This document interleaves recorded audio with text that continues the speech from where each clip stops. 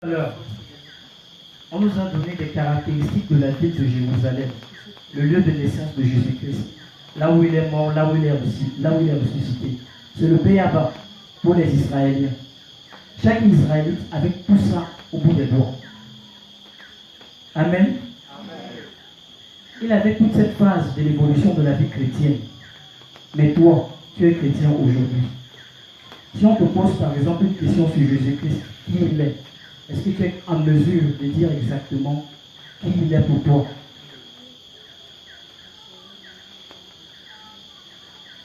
Vous n'avez pas cette connaissance. L'église chrétienne de Jérusalem est une représentation du peuple d'Israël. Le peuple d'Israël accordait une grande importance à la connaissance des faits, des événements qui constituent les différentes phases de la vie chrétienne du peuple d'Israël. Le peuple d'Israël a pris du temps pour transmettre cette connaissance aux générations futures, ce qui a permis aux générations futures de défendre, d'affirmer leur appartenance, leur chrétienté. De nos jours, on constate que les chrétiens sont incapables de parler des Saintes Écritures. Ils ne peuvent pas transmettre la parole de Dieu à leurs enfants, encore moins l'enseigner ou échanger là-dessus. Le peuple d'Israël le faisait avec une grande joie, même avec les étrangers. C'est un devoir, c'était une obligation.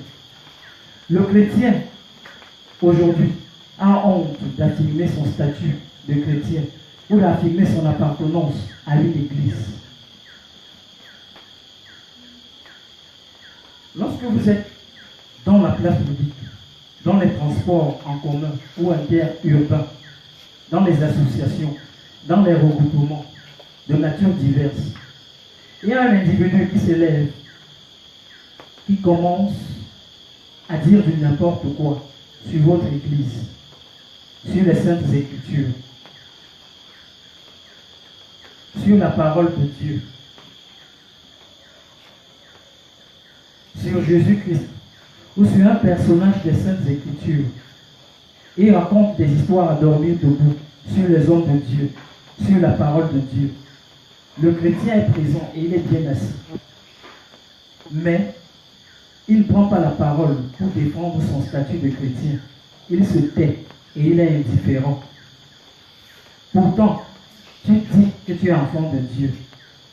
Est-ce qu'un enfant de Dieu a honte de parler de son Père?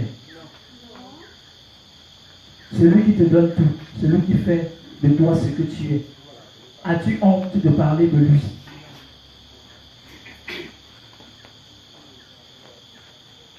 Il ne suffit pas de dire « je suis chrétien », mais il faut vivre comme un chrétien digne de ce nom. Lorsque tu ne réagis pas, tu renies purement et simplement ton statut d'enfant de Dieu. Par exemple, tu es sur la place publique, on est en train de dire du n'importe quoi sur le Seigneur, sur les paroles de Dieu. Il y a un esprit qui te parle, qui te dit, il ment. Il raconte des histoires dormies debout. Il ment, peut-être 3 fois de suite. Voilà la Sainte Trinité qui te parle 3 fois de suite. Mais tu n'écoutes pas, parce que cette voix est faible en toi. Tu ne saisis pas cette opportunité que le Seigneur te donne pour parler de lui. Pour défendre réellement qui tu es. Tu te tais à cause des intérêts égoïstes, à cause de l'argent, à cause du système. Parce que tu as peur que si tu parles, tu vas perdre quelque chose ou tu vas laisser des plumes. Si Dieu est avec toi, de qui est-ce que tu peux encore avoir peur? Tu peux parler de lui comme tu veux, parce que tu sais qu'il est là, il est avec toi, il te défend. Mais toi, tu te dis chrétien. Lorsqu'on évoque une parole de Dieu, tu ne réagis pas, tu restes calme.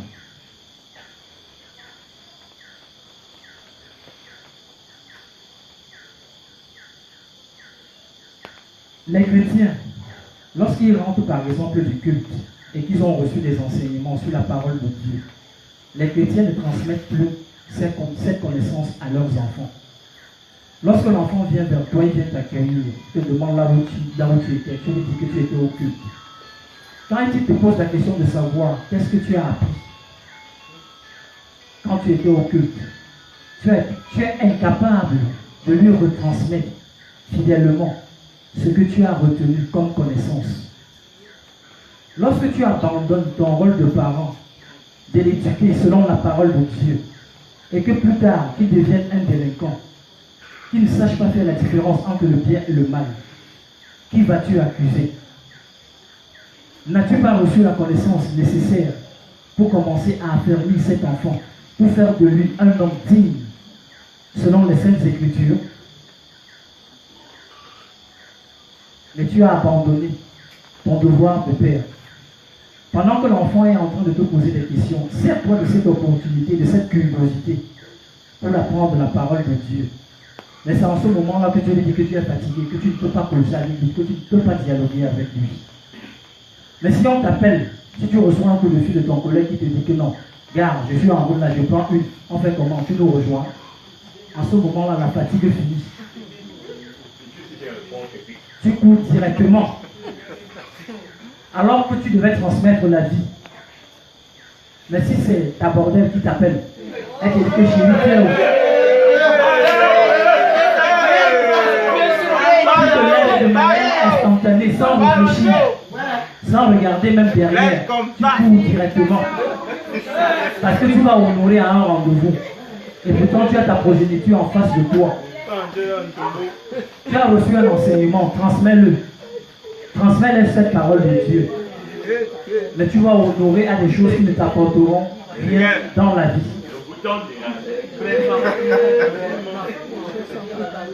Mais plus tard, lorsque ces enfants vont grandir, ils vont poser des actes qui ne sont pas en conformité avec la parole de Dieu. Tu vas commencer à indexer les membres de la famille. La grand-mère qui est déjà vieille, elle est sorcière. C'est elle qui a fait à ce que ton enfant devienne un délinquant. Et pourtant, pendant des années, tu as eu l'opportunité de l'éduquer, de faire de lui un homme digne de son nom, de lui donner des valeurs chrétiennes. Mais tu as passé tout ton temps à ne rien faire.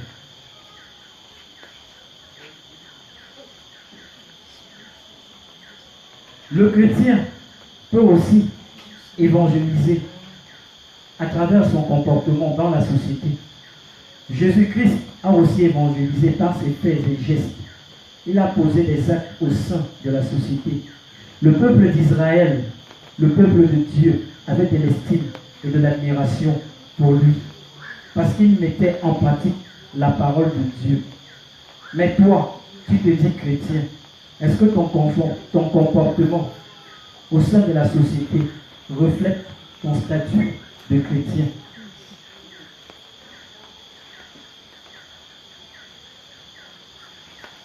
Ton comportement laisse à désirer.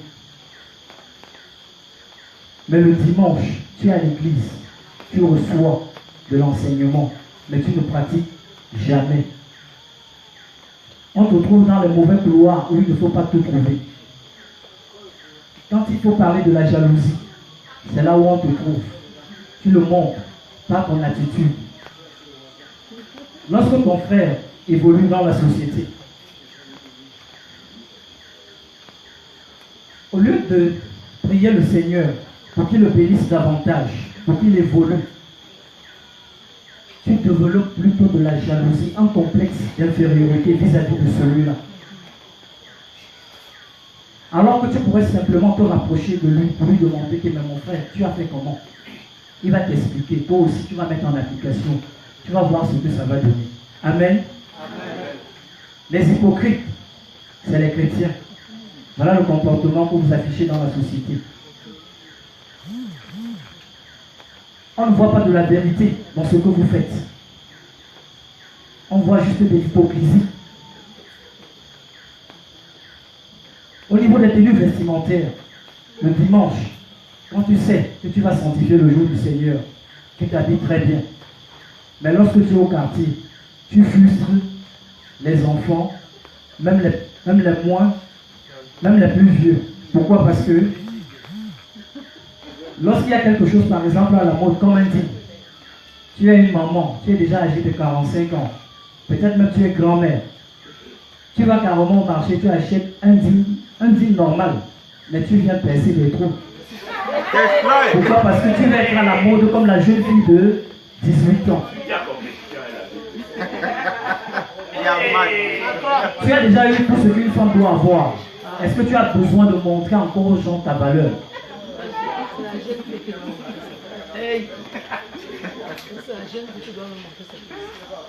Et quand on te regarde, tu te pavanes là, tu n'as même pas honte.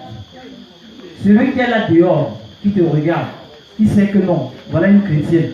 Mais quand il regarde ton habillement, tu ne reflètes pas du tout ce qu'on attend d'un chrétien. Lorsqu'on regardait l'habillement de Marie, même dans les images qu'on donne d'elle, qui sont diversifiées, regardez comment elle est vêtue. Elle n'a pas l'air dénudée. Mais quand vous vous habillez, vous ne reflétez pas ce que vous êtes, ce que vous dites. Tu dis, je suis né de nouveau. En anglais, on dit comment? Born again. Je suis born again. Mais est-ce que tu reflètes exactement le né de nouveau? Quand on te regarde, il n'y a pas de différence entre la lumière et les ténèbres.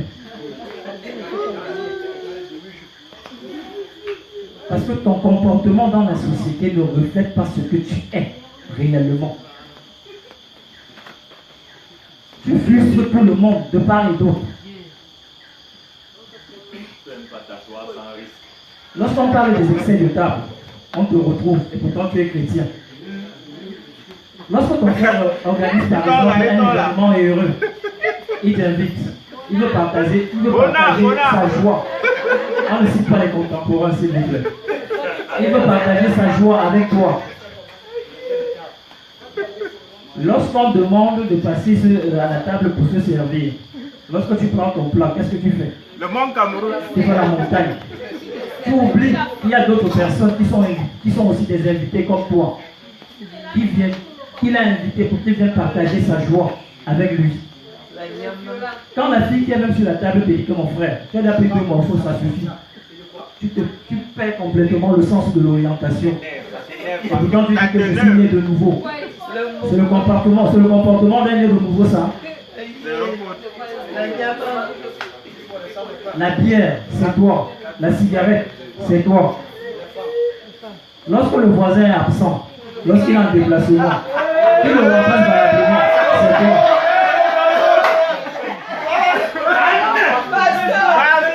Et lorsqu'il rentre, il reprend du service. Laisse le voisin. C'est toi qui es curieux de savoir, pour lui poser la question de savoir quand est-ce que tu vas aller en mission. Parce que tu sais ce que tu vas rester faire par derrière. Mal intentionné. Et pourtant tu dis que je suis né de nouveau. Ouais, ton comportement ne reflète pas le comportement d'une personne qui est née de nouveau, qui est née de Dieu. Les pratiques occultes. Tu es dedans. Quand il faut aller au village pour aller verser l'huile sur les camps des ancêtres, tu es le premier.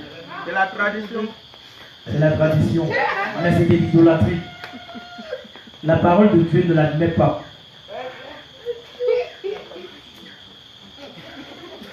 Tu viens par exemple au culte et à l'enseignement. On diffuse déjà l'enseignement sur Facebook.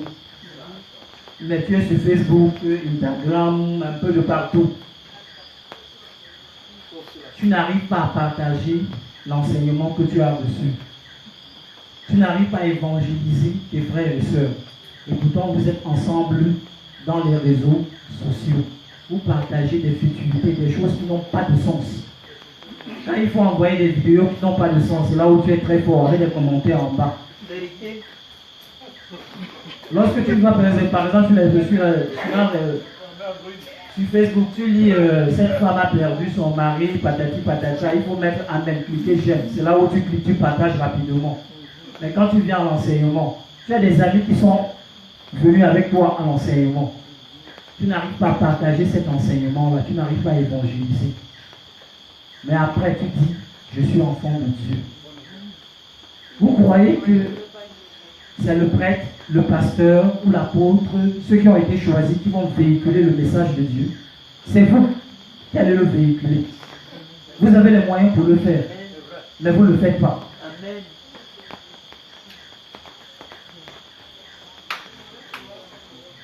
Votre comportement jette du discrédit sur le statut d'enfant de Dieu. On n'arrive plus à faire concrètement la différence entre un enfant de la lumière et un enfant des ténèbres. Parce que vous jetez du flou dans ce que vous êtes réellement. Dès le départ, quand tu viens dire à ton frère, je suis né de nouveau, il est très fier, très heureux que de voir que tu es parti du monde pour la lumière. Mais il est très étonné qu'il te retrouve là où il ne faut pas te retrouver. Vous vous tamponnez là où il ne faut pas que vous vous tamponnez. Et tu crois qu'à partir de là, tu peux susciter en lui un sentiment d'adhésion, qu'il peut adhérer à ce que tu es, ou il peut devenir chrétien comme toi. Il va préférer, il préfère plutôt rester là où il est. Parce qu'il va se poser la question de savoir que si toi qui es chrétien, toi et lui vous vous rencontrez là où il ne faudrait pas que vous vous rencontrez, ça sert à quoi d'aller là-bas? Tu te moques de qui? Tu trompes qui? De lui-même. Prenez conscience de qui vous êtes. Prenez conscience du fait que vous êtes les enfants de Dieu. Et on dit que vous avez été faits à son image et à sa ressemblance. Fournissez l'effort de refléter ce que dit la parole de Dieu au quotidien. Vous ne perdez absolument rien, mais vous allez gagner plus que vous ne le croyez. Amen. Amen. Bien-aimés, on nous parle de la Jérusalem céleste, de la cité de Dieu. C'est le paradis. Les chrétiens ont un but dans leur vie. C'est de pouvoir atteindre cette cité céleste. Si nous nous battons aujourd'hui, si nous suivons des enseignements, si nous essayons de changer pour devenir des véritables chrétiens, c'est parce que notre vie sur terre, ce n'est qu'un passage. On va avoir accès à quoi? Au paradis. Mais ce paradis, tu peux le vivre ici sur terre.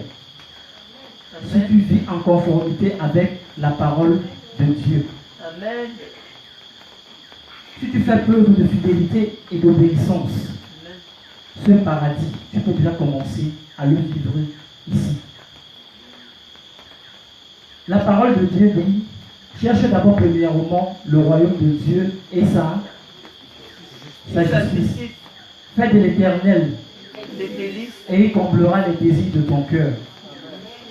Si tu arrives à appliquer cela dans ta vie, du moment où Dieu te donne déjà accès à ta prospérité, à ton héritage, si tu reçois de la paix de l'âme et du cœur, est-ce que tu ne commences pas déjà à vivre ton paradis ici sur terre? Tu commences déjà. Est-ce que c'est quelque chose de difficile? Il faut simplement maintenir le cap, Appliquer. respecter les principes de la marche avec Dieu qu'on vous donne.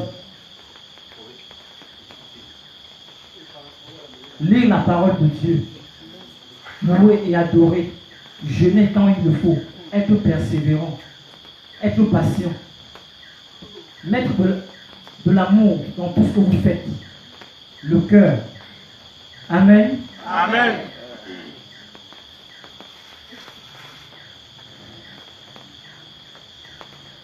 C'est ce que nous recherchons, nous tous, lorsque nous venons ici, lorsque nous venons à Dieu. C'est pour que, après notre mort, nous ayons la grâce de le voir, ou de le louer et de l'adorer. Le chemin n'est certes pas facile. Il y a des embûches et des écueils. Mais vous n'êtes pas seul. Dieu est avec vous. Du moment où vous faites sa volonté, vous allez parvenir à ce paradis. Et vous allez avoir la grâce de le louer et de l'adorer. Amen. Ainsi s'achève notre enseignement de ce soir. Merci.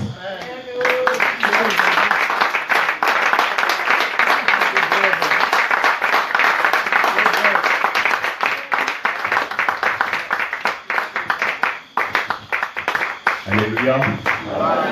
Tout le monde se lève. Je croyais que c'est moi qui aimais appuyer sur le bouton déranger. Mais mes fils sont plus dangereux à ce niveau.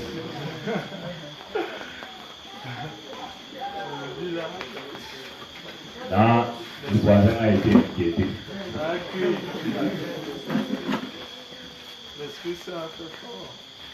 Il y a un voisin avec sa femme. Ils font les deux les mauvaises choses. C'est le même voisin. Ils vont souvent à la messe, mais une fois ça est pas là alors. D'abord la femme qui est là-bas, la femme du voisin arrive, le voisin la lance sur le lit, elle part se cacher. Il sort. Il part. Maintenant, c'est le voisin lui-même qui arrive chez l'autre voisin. Pendant qu'il est en train de faire les choses, elle a choisi. Non, la femme du voisin arrive. Et la femme du voisin l'envoie en bas. Puisque le voisin arrive. Le voisin c'est-à-dire que sous le lit, il y a d'abord sa propre famille, il ne savait pas. Maintenant, lui-même va aussi sous le lit. D'abord, il se rencontre. Qui va te plaindre? Donc, c'est deux voisins qui se jouent les tours. Et c'est sous le lit là-bas qu'on fait les rencontres au sommet. Chacun se cachait pour la même raison. Et le couple du voisinage se retrouve sous le lit de l'autre voisinage. Ils sont chrétiens. C'est trop compliqué. Il y a quelqu'un qui a chanté ça. Daouda a chanté. Match nul. En réalité, vous devez savoir que chacun d'entre nous a la capacité d'évaluer sa vie. Et même s'il ne comprend pas tous les éléments de la marche avec Dieu, à force d'écouter les enseignements, il peut de plus en plus évaluer sa vie. Il faut s'attacher aux enseignements, il faut s'attacher à la vérité. Nous rappelons que dans le site internet www.guiparfait.com, plus de 70 enseignements sont disponibles. C'est quand même énorme. C'est toute une formation qui est disponible. Même en un an, on ne peut pas finir d'égrener ces enseignements. Nous rappelons que nous avons demandé ici de trouver une salle. C'est vrai qu'une personne m'a déjà contacté par rapport à ça, mais cela ne me semble pas encore suffisant. Je veux avoir plusieurs propositions. On a dit une salle, pas un hangar, une salle. Quand vous regardez la salle, vous devez voir où les gens vont garer les voitures. Une salle, capacité minimum 500 places. Nous rappelons aussi que dimanche prochain, il y a les baptêmes. On va donner les avantages de ce baptême dimanche prochain. Et dimanche prochain aussi, on va donner un enseignement extrêmement important. L'enseignement sur les dîmes et les offrandes. Ne le manquez pas. Nous rappelons aussi que les différents livres sont disponibles. Et nous rappelons que pour ceux qui veulent verser les offrandes et les dîmes, ils sont réticents jusqu'ici parce qu'ils croient que Dieu ne les voit pas. Il se dit que quand ils nous regardent là-bas depuis leur téléphone, bon, est-ce que le docteur Songwe me connaît? Je peux profiter de l'enseignement, des grâces et bénédictions sans verser les offrandes. Dieu te connaît, Dieu te voit. Et le diable aussi est au courant de ce que tu fais, puisque lui va s'appuyer dessus pour te coincer. Il y a des gens qui disent qu'ils sont des chrétiens ou des pasteurs qui se permettent d'enseigner que la dîme n'est pas obligatoire. C'est l'un des éléments puissants qui montrent qu'ils sont des instruments du diable. Ça, c'est sans aucun doute. Vous entendez un pasteur qui enseigne ça, que la dîme n'est pas obligatoire. C'est le diable qui lui demande de dire les choses comme ça, parce que le diable a besoin d'avoir des gens qu'il va coincer au ciel. Accusation principale. Mais elle ne paye pas la dîme, non. Je prends le temps là pour la frapper aussi. Ceux qui ne payent pas la dîme, on va donner cet enseignement dimanche prochain. Je les considère comme des voleurs. On va s'appuyer sur Malachie et plein d'autres passages. C'est clair et limpide dans la parole. Comme certains disent d'ailleurs que c'est même écrit ou dans la Bible. Vous allez voir que c'est écrit. Il y a d'autres gens qui s'amusent beaucoup avec l'autorité de Dieu. Ils ont des totems, ils ont signé des alliances sataniques. Au devenir ici se confesser. et donner les choses qu'on leur a données, ils ne veulent pas. Ils m'obligent à faire des enquêtes pour découvrir qu'ils ont des douteurs, qu'ils sont des sorciers. Vous ne pouvez pas être dans mon environnement longtemps sans que Dieu me parle de votre cas. Pourquoi est-ce que c'est comme ça? Dieu vous donne le temps de la repentance. Quand il est fatigué de votre hypocrisie et de votre fourberie, et quand en plus de ça vous commettez l'erreur de mal parler, de l'envoyer, il vous livre. J'ai vu ça, ça marche à tous les coups. Même si tu es pasteur, prophète, tu parles en mal de l'envoyer du Créateur, tu vas te livrer. Si tu peux avoir les douteurs, vous venez ici, vous croyez que je ne vous vois pas. Vous faites quoi avec les choses comme les porcs et puis les varans, les serpents, les hiboux, les chauves-souris, les chiens, les chats? Avec les mariages spirituels dans le monde satanique. Il y en a, on a donné les sœurs, d'autres on a donné les mères, etc. D'autres on a donné les femmes de Dieu. Il faut se repentir. Et j'ai déjà dit ça depuis au départ, avant qu'on fasse le direct, j'avais déjà dit ça. Quand vous voyez qu'on vous a donné les mauvaises choses, il faut me dire, venez donner, on va brûler. Donc vous allez repentir, on va vous aider à suivre la direction. Dieu efface les péchés là. Et quand tu refuses de te repentir, tu accumules les feux ardents, les charbons ardents sur ta tête, tu vas te punir. Tu ne peux pas être que tu es une sorcière, tu tortures ton mari, tu viens te plaindre sur l'envoyé pour manipuler l'homme de Dieu. Alors c'est toi le problème. Tu es un sorcier, c'est toi en fait qui en fout ta femme. Tu viens te plaindre sur l'homme de Dieu. Que vraiment, ma femme c'est compliqué. Tu te moques de Dieu. Le jour là, nous tous on fait comme c'est notre au courant. Les semaines passent, on se regarde. Un jour, ton dossier sort. Et ça cuit bien. On a eu ça ici. Une femme qui venait ici, elle possédait sa propre fille. Quand ça a commencé à sortir, ça sortait tout. Les cas étaient nombreux et variés. Il y a des hommes ici qui font les mauvais pouvoirs, ils ne veulent pas. Laisser la sorcellerie, ils ne veulent pas. Mais ils disent, c'est pas ce qu'ils viennent se dire. Tu sais ce qu'il vient de te dire. Toi, tu sais que tu as signé des pactes. Tu es un sorcier. Dieu a toléré, il a laissé. Et j'ai vu Dieu faire ça. Il laisse. Il t'aide. Parce que lui est toujours en train d'attendre que tu te confesses, que tu te repasses. Bien. Bon. Vous apprêtez l'eau, l'huile d'olive et tout le reste, mais on lance d'abord un petit chant. You are Alpha and Omega. We worship you, our Lord. You are worthy to be praised. You are Alpha.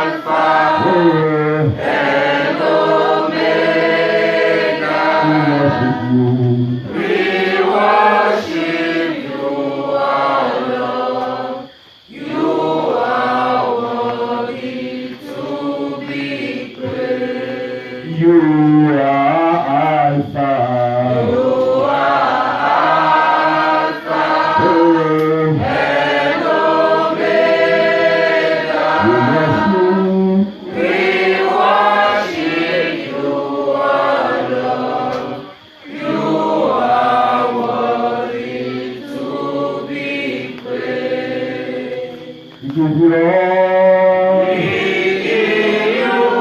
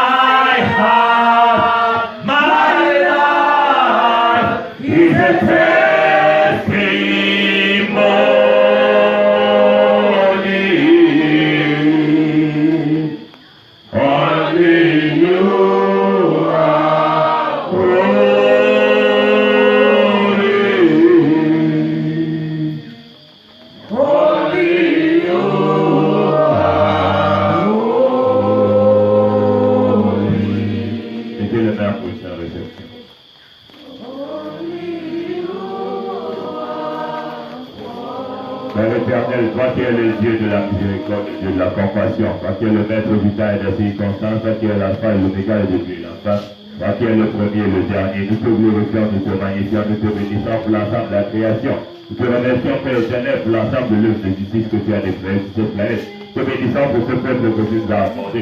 Te bénissons pour les joints et les fonctions, les ministres et les ministères. Te bénissons pour ta lumière, Père éternel. Te bénissons pour tes enseignements. Te bénissons pour le peuple que tu sors de la captivité de l'oppression. Du chant d'Iran pharaonique. Te bénissons, Père éternel, pour ceux auxquels tu accordes les délivrances et guérisons. Ceux auxquels tu accordes les restaurations, les élévations. Te bénissons, Père éternel, pour les enseignements, pour ta lumière, ton feu, pour les anges, les archanges, les séraphins, faire les feux. Te bénissons, Père éternel, pour les vertus et toutes les autres catégories d'anges ici présents. Te bénissons pour le ministère Père des nations en Christ. Te bénissons pour tous les plans que tu as décidés. Te bénissons pour tous ceux auxquels tu accordes le succès.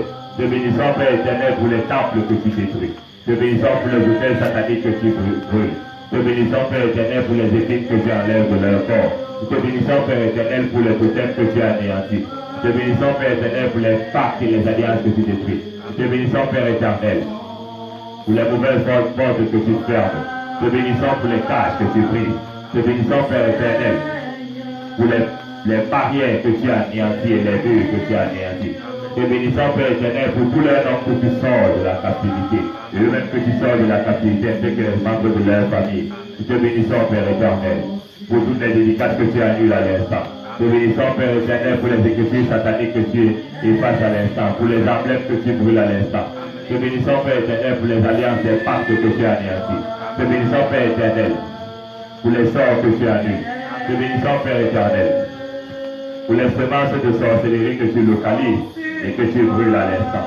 Te bénissons, Père éternel, pour la guérison divine que tu accordes à ce peuple. Te bénissons, Père éternel, pour toutes les délivrances que tu accordes à ce peuple. Te bénissons pour la lumière que tu raccordes. Te bénissons pour les anciens spéciales que tu fais descendre, les grâces que tu accordes. Te bénissons pour la guérison que tu accordes. Te bénissons, Père éternel, pour les cœurs que tu es en train de transformer. Te bénissons, Père éternel, pour l'argent que tu es en train de faire descendre sur eux. Te bénissons, Père éternel, pour les effets que tu fais descendre chez eux. Te bénissons pour ceux que tu es en train de restaurer en termes de mariage. Te bénissons pour ceux que tu es en train de restaurer en termes d'enfants. Te bénissons pour les diplômes que tu es en train de restaurer. Te bénissons pour les contrats que tu es en train de restaurer. Te bénissons, Père éternel, pour les emplois que tu es en train de redonner. Te bénissons pour les visas que tu es en train de redonner. Te bénissons pour les voyages que tu es en train de donner. Te bénissons pour les promotions que tu accordes. Te bénissons, Père éternel, pour les étoiles que tu accordes. Te bénissons, Père éternel, pour les maisons que tu donnes. Te bénissons pour les voitures que tu donnes. Te bénissons pour les terrains que tu donnes. Te bénissons, Père éternel, pour la salle que tu as choisie. Pour le ministère, Père des nations en Christ, c'est le quartier où tu l'as choisi. Et te bénissons, Père éternel, pour tous les nouveaux contrats que tu accordes. Te bénissons, Père éternel, pour les grades et les promotions. Te bénissons pour tes manteaux. Te bénissons, Père éternel, pour toutes les armures que tu fais descendre. Te bénissons pour les sceptres que tu fais descendre et que tu déploies. Te bénissons pour le manteau de l'Esprit Saint que tu utilises puissamment contre nos adversaires. Te bénissons pour tous les hôtels sataniques que tu renverses. Pour les hôtels que tu as anéantis. Pour les villages que tu es en train de visiter. Les maisons que tu es en train de sanctifier. Les lieux de service que tu es en train de sanctifier. Te bénissons, Père éternel, pour tous les points de connexion que tu es en train de détruire. À l'autorité de Jésus-Christ, je sature vos vies de feu et de lumière. Amen. Je sature vos vies de feu et de lumière. Amen. Je sature vos vies d'onction divine. Amen. Je sature vos vies de la joie de Jésus-Christ. Amen. Je sature vos vies de la paix de Jésus-Christ. Amen. Je sature vos vies de l'autorité de Jésus-Christ. Amen. L'eau, l'huile d'olive, le sel de miel.